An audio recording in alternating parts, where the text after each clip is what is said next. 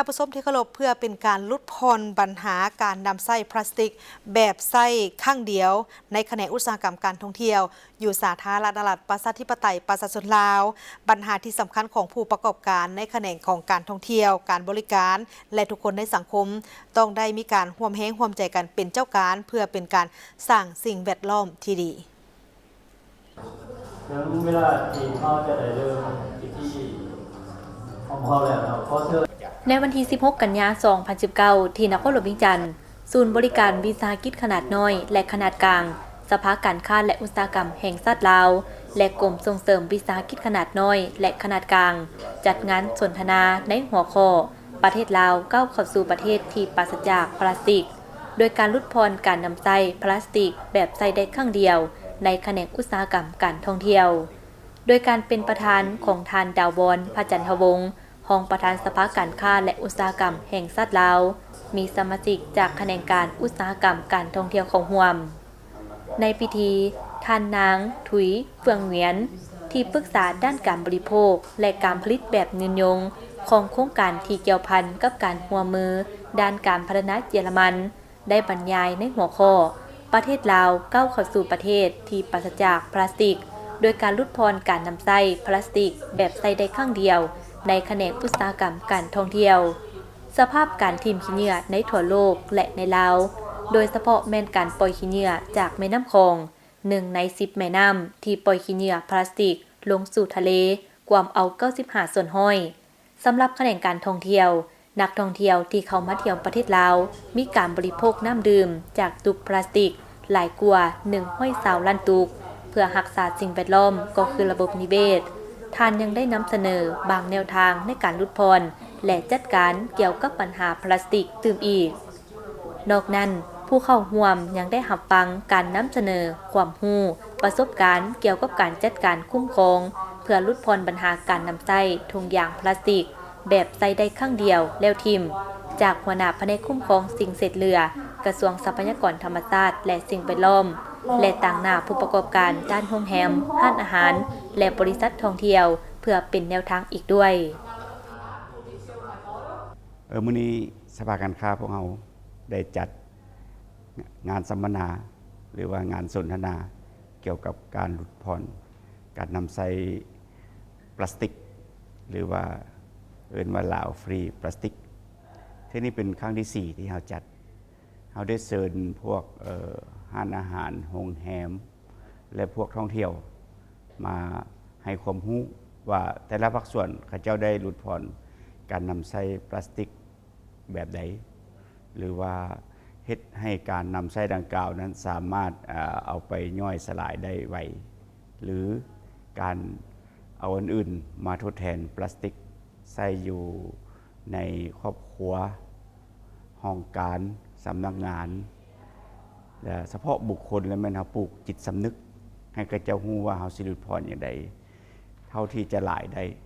หมายความว่าถ้าคนมีจิตสำนึกมันก็เพิ่มเปอร์เซ็นต์การลดพรการนำใส่พลาสติกไปนับมือนับหลายขึ้นมีสภาพดีขึ้นและการสิ่งสำคัญของการอนุรักษ์สิ่งแวดล้อมสำหรับอยู่ประเทศลาวหลายแขวงก็ได้มีการเริ่มลงมือจัดตั้งปฏิบัติเพื่อเฮ็ดแนวใดให้ประเทศลาว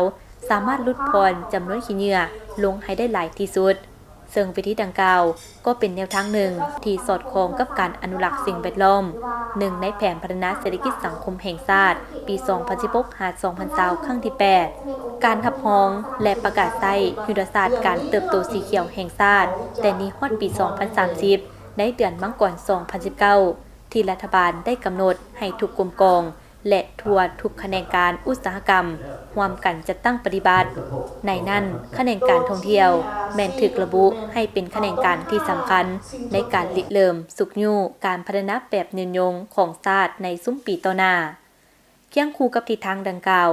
บรรดาผู้ประกอบการด้านธุรกิจท่องเที่ยวแม่นถูกสุกยู่ให้นำใช้สินค้าที่เป็นมิตรต่อสิ่งแวดล้อมและมีส่วนร่วมในการปกปักรักษาสิ่งแวดล้อมเพื่อปฏิบัติตามแนวทางยุทธศาสตร์การเติบโตสีเขียวแห่งชาติทางภาคส่วนธุรกิจและโรงแรมยุคแขวงนครบาลก็ได้ให้ความสำคัญตื่นโตเป็นเจ้าการในการแข่งขันกันเพื่อลดพรพลาสติกเริ่มตั้งแต่ปี 2016 เป็นต้นมา